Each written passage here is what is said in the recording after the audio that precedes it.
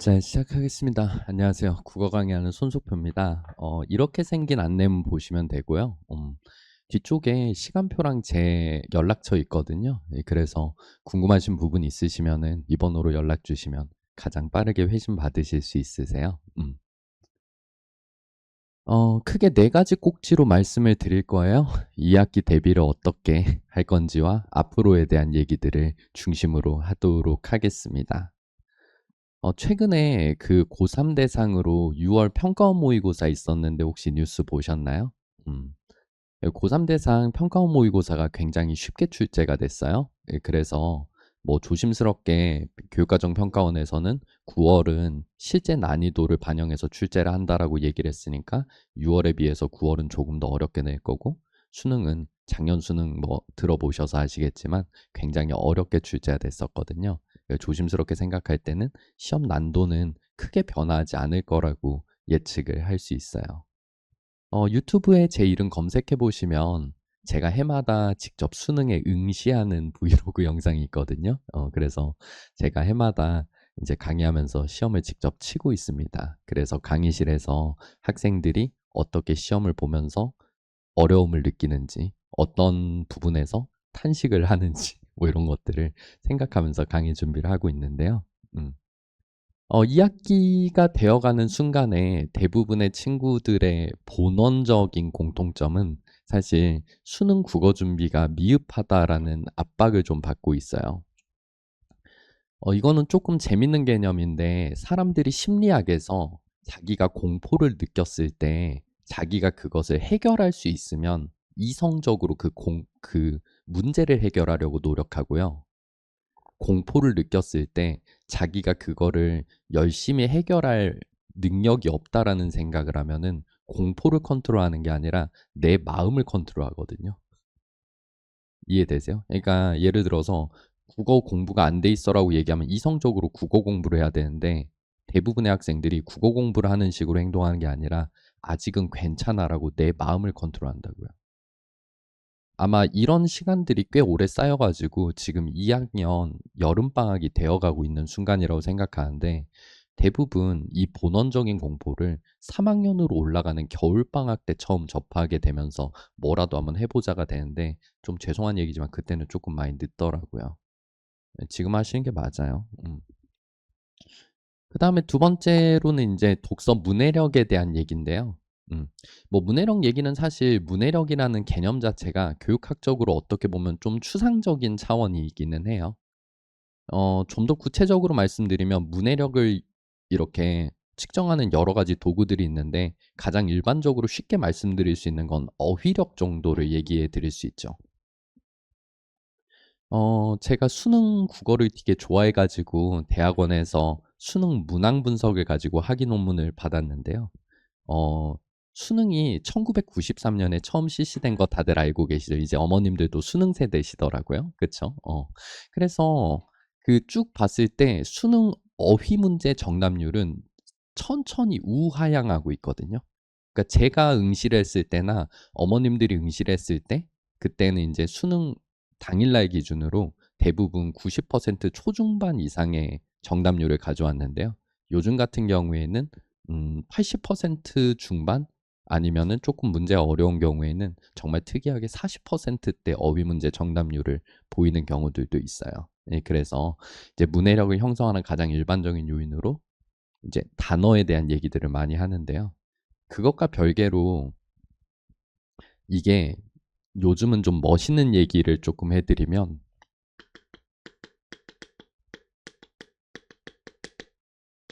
점액락 사회가 되었다는 표현을 많이 하거든요. 자녀분들 혹시 이야기하는 단톡방을 보실 경험은 아마 못 하실 것 같은데요. 자녀분들이 이렇게 10대가 한 5명 이상 모여있는 단톡방 같은 데 보면은 대화가 한 5개 이상 맥락으로 이어지지 않거든요.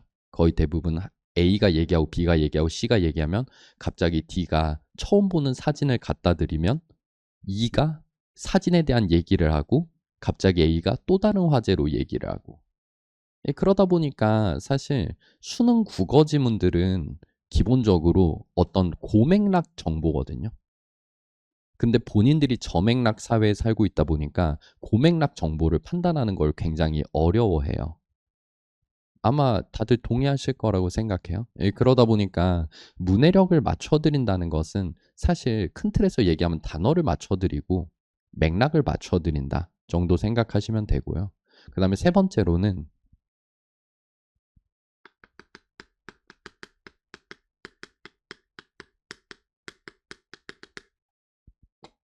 세계관이 조금 없는 느낌이 있어요.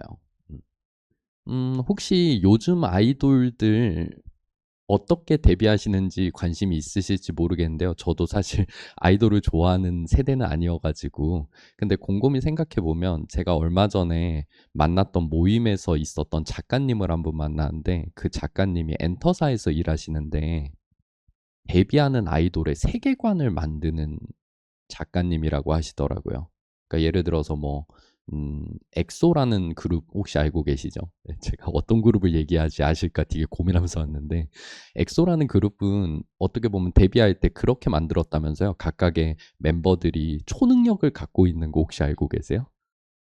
다들 눈이 다 흔들리시는데 그래서 각각 멤버들이 초능력을 갖고 있는 세계관이라고 하더라고요. 아니면 뭐 예를 들어서 BTS 같은 경우에도 세계관이 있다 보니까 처음 데뷔했을 때부터 지금까지 굿즈의 색깔이라든지 뭐 형태라든지 이런 게 쭉 일관되죠. 그렇잖아요. 그러다 보니까 어떻게 보면 저희 같은 사람들은 그런 아이돌 문화에 들어가는 게 되게 어렵죠. 왜요? 세계관이 안 맞으니까. 근데 수능 국어 강의를 하다 보면은 친구들이 지문에 대해서 어려움을 느끼는 가장 본질적인 이유는 문학 지문에 있는 세계관을 판단하는 걸 되게 어려워해요. 그렇잖아요. 예를 들어서 혹시 뭐 한강공원에서 아름다운 한강을 보면서 기분이 너무 좋았으면 좋았지 거기다 대놓고 임금님 만세를 한다라고 가정해 보세요. 그러니까 이 친구들한테는 그게 되게 없는 세계관이라는 거죠. 우리나라가 뭐 월드컵에서 몇 강에 올라갔다고 했을 때 뭐 대통령님을 생각한다 그런 세계가 아니라는 거예요. 그러니까 이런 것들을 맞춰드리는 작업들이 현재 국어 강의에서는 굉장히 중요합니다. 다시요. 문해력이라는 것을 되게 추상적으로만 생각하시지 마시고 단어에 대한 레벨, 문맥에 대한 레벨, 세계관에 대한 레벨 세 가지 층위를 맞추는 작업이다라고 생각하시면 이해가 좀 쉬우실 것 같아요. 그래서 이것과 관련해 가지고 전반적인 단어들을 조금 부족하게 여긴다라고 생각하시면 될 텐데요. 그래서 이것들을 어떻게 할 거냐에 대한 얘기들을 이제 조금 할 건데 저는 사실 심화학습이란 단어가 조금 잘못 쓰이고 있다라고 생각하는 편인데요. 대부분 심화 강의예요라고 얘기하면 다 어떻게 들으시냐면 어려운 지문을 가지고 하나요라고 얘기를 많이 하세요. 그렇잖아요.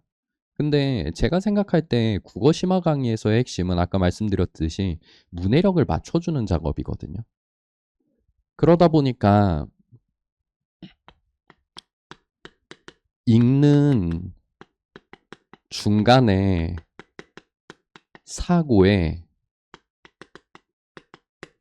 정밀성을 업시켜주는 작업이 사실 독서 심화에서는 핵심이에요. 이게 어려운 지문을 많이 본다고 해가지고 학생이 심화학습이 일어난다고 생각하기는 어려운데요. 좀 더 구체적으로 말씀드리면 자기가 그 전까지 왜 여기서 이 생각을 했냐에 대해서 감각으로 접근했던 것들을 의식적으로 바꿔드리는 훈련이라고 생각하시면 돼요. 하다못해서 저희 수업에서 가장 많이 강조하는 것들 중에 하나인데 한번 생각해 보세요. 국어에서 은이나 는 같은 것들을 대조보조사라고 얘기를 하거든요.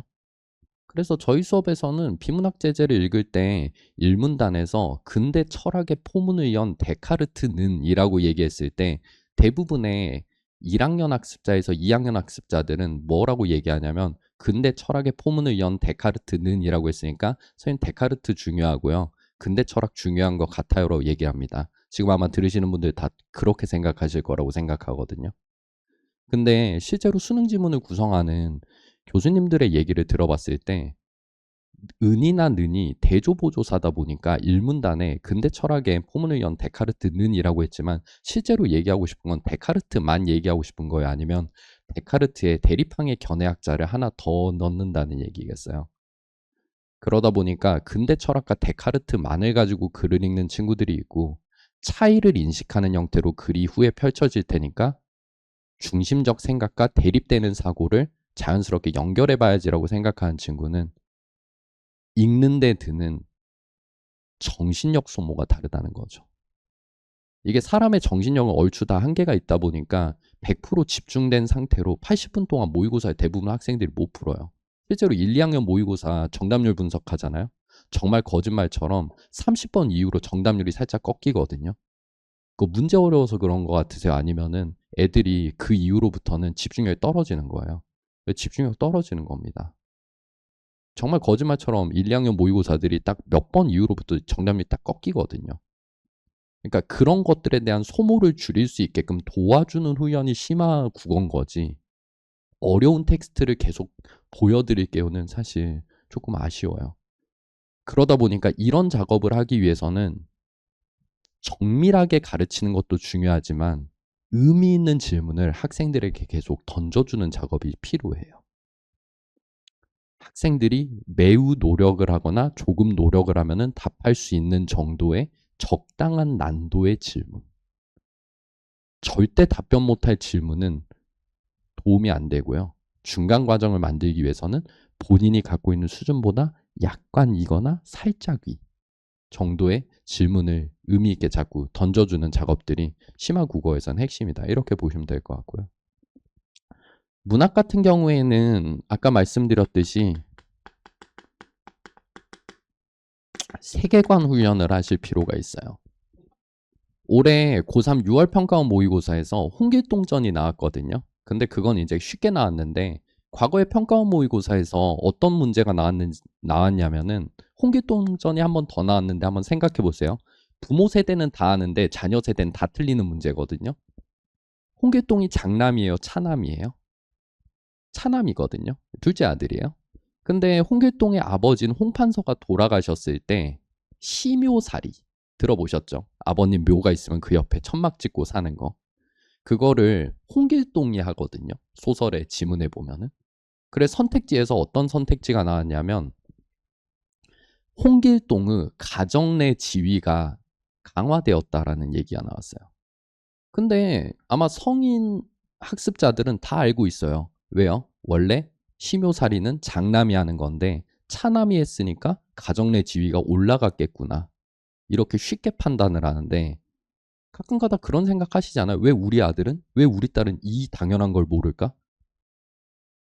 세계가 다르시다고요. 그러다 보니까 이런 문제는 이제는 학생들은 더 이상 못 푸는 난도의 레벨이 돼버렸어요. 근데 왜 못 풀까? 왜 못 풀까? 문제 원인을 제거하면 풀 수 있을 것 같은데 세계관을 잘 모른다는 거죠. 그래서 문학을 깊게 가르친다는 건 단순히 어려운 텍스트를 자주 보여준다는 의미가 아니라 학생들이 이 문학 지문을 혼자 읽을 수 있게끔 세계관을 맞춰주는 작업을 도와줘야 된다고요. 그 관심사로 강의를 구성을 했다. 이렇게 생각하시면 되고요.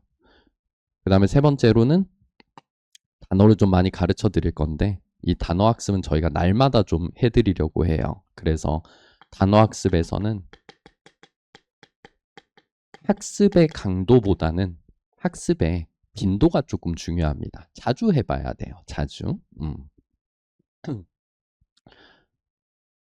그래서 저희 수업 같은 경우에는 기본적으로 능력을 만들어 드리는 수업이라고 생각하시면 되고요. 너무나 당연하지만 능력을 만들기 위해서는 반복과 숙달이 필요해요. 교육학적으로는 국어를 체육이랑 똑같은 선상에서 다루거든요.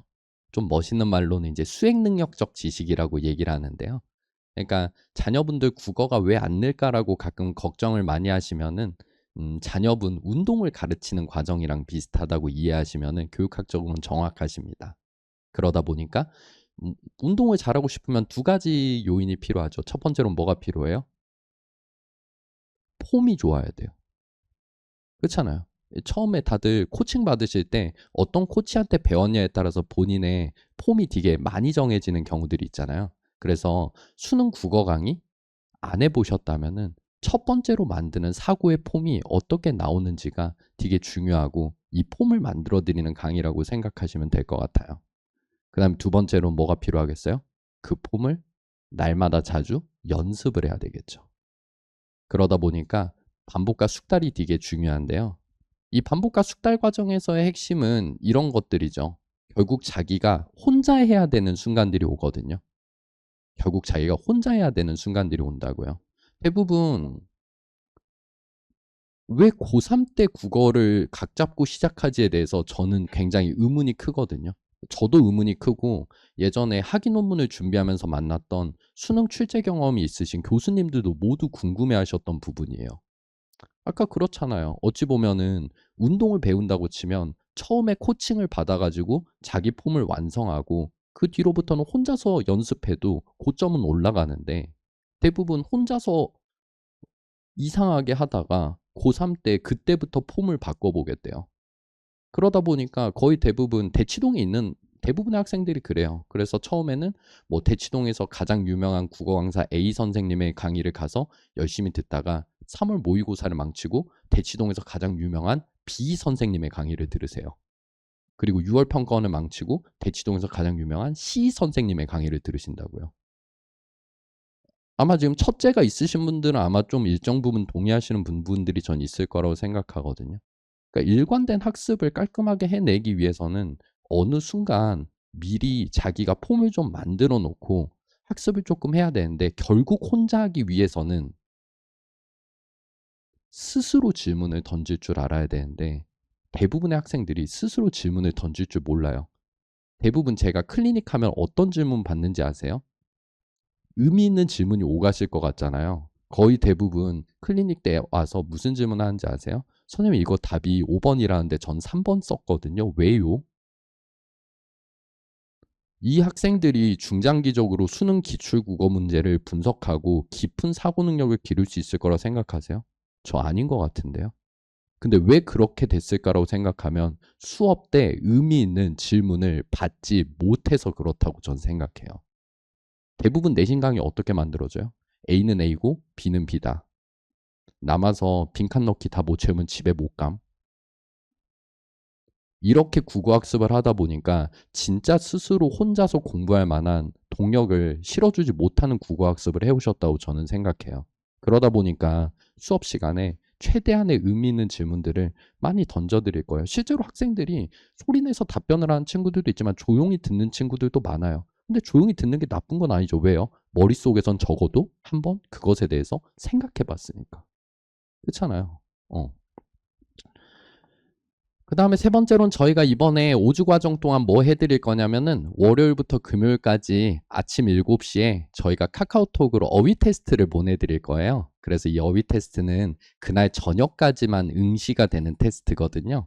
그래서 아까 말씀드렸듯이 어휘 학습은 학습의 강도가 중요하다기보단 학습의 뭐가 중요해요? 그쵸. 학습의 빈도가 중요하고 치열하게 이렇게 성실하게 공부한 학생들은 저희가 종강하는 주차에 따로 장학금을 주는 식으로 하고 있는데 액수가 제 생각엔 크다고 생각하는데 친구들이 돈이 많나 봐요. 이게 잘 되진 않더라고요. 자, 이제 정리해 보죠. 앞으로 뭐 하셔야 돼요? 미뤄오셨던 마음속에서 고3 때 해도 괜찮지 않을까라고 늘 외면해 오셨던 문학과 독서 하셔야 돼요. 그 다음에 여력이 되시면은 문법 공부는 조금씩 해보셔야 됩니다. 여기서 문법 공부를 하셔야 된다는 거는 개념부터 하자라는 뜻이 아니에요. 왜냐하면 대부분 이 시기쯤 되면 이래도 가까이는 해보셨거든요. 중학교 때 한 번은 들어봤다든지 고1 때 내신을 하면서 한 번씩은 하셨을 텐데 그렇잖아요. 그래서 2학기 때 내신으로 대부분 화법과 언어를 하시게 될 텐데 그 전에 조금이라도 문풀을 해가지고 감각만 살리고 학교 수업을 들어도 괜찮다고요. 그래서 저희 수업 같은 경우에는 이 모든 것들을 한 번에 진행하는 수업을 하려고 해요. 그래서 문학과 독서랑 문법을 동시에 하는 수업을 진행을 한다. 이렇게 생각하시면 되고요. 그 다음에 가장 강조하고 싶은 부분인데 여름에 오시는 클리닉 수업은 저희가 질응답이라고 얘기를 합니다만 대부분 질응답이라고 하면 학생이 하는 질문을 많이 얘기하시거든요. 근데 아까 전에 말씀드렸죠. 학생들이 거의 대부분 의미 있는 질문을 할까, 의미 있는 질문을 못 할까요? 의미 있는 질문을 잘 못합니다. 이거는 제 생각이 아니라 저희 조교 애들이랑 올 초에 겨울 강의를 구성하면서 같이 모여서 했던 회의의 결과였거든요. 작년에 수능 국어 만점자가 127명이 나왔어요. 그중에 2명이 저희 반에서 나왔거든요. 근데 그중에 1명이 현재 저희 지능답 조교를 하고 있어요. 근데 그 친구가 그 얘기 하더라고요. 대부분 깊은 생각을 하지 않다 보니까 의미 있는 질문을 하지 못한다고요. 그래서 그날 저희가 결론 내린 거는 학생들이 의미 있는 질문을 하지 못하면 클리닉 때 저희가 해주려고요. 대부분 클리닉을 보내셨을 때 학원에서 몇 시에 아이가 왔다, 몇 시에 집에 갔다, 이런 문자 많이 받으시지만 클리닉 안에서 무슨 일이 어떻게 일어나는지 솔직히 잘 모르시잖아요. 물어보면 뭐 지능답 하다 갔다 이런 얘기 들으시잖아요. 근데 저희는 그냥 말씀드릴게요. 이거랑 관련해서 의미 있는 질문을 던져드렸다. 오래 했냐? 길게 했냐? 별로 안 중요할 수도 있어요. 어찌 보면은 국어 학습과 관련해서 의미 있는 인사이트를 얻기 위해서는 자기가 어느 정도 수준 이상의 것들을 생각해 보는 과정이 국어 학습에서는 더 중요할 수도 있거든요. 이런 것들 저희가 해드리려고요. 그래서 강의 제목이 아쉽게 틀리는 이유거든요. 줄여서 IU라고 해요. 저희 여름 강의 시그니처 강의인데 전 영역을 모두 다뤄드리는 강의고요. 저희 다원에서는 19일 날 오후 2시에 진행하는 강의고 좀 재밌는 부분은 이 강의가 종강 이후에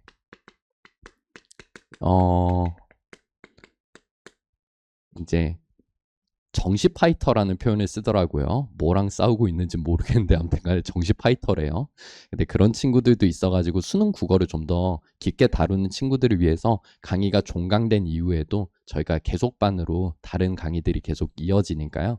만약에 자기가 큰 틀에서 이제 수능 국어를 조금은 앞선 환경에서 공부를 해야겠다라고 생각을 하시면은 관심 가지고 해보시면은 좋을 것 같습니다. 다른 것들은 잘 모르겠지만 이거는 약속을 드릴게요. 아이가 첫날 다녀와서 수업 어땠냐라고 얘기했을 때 생각할 게 많아서 힘들었다라는 얘기하게 도와드릴게요. 재밌었다라는 얘기는 안 해도 상관없지만 의미 있는 생각을 많이 하느라 자녀분을 많이 힘들게 만들어 드릴 거고 그게 분명히 노력의 가치가 있게끔 만들어 드린 수업 진행하도록 하겠습니다. 자, 여기까지 말씀드렸어요. 감사합니다.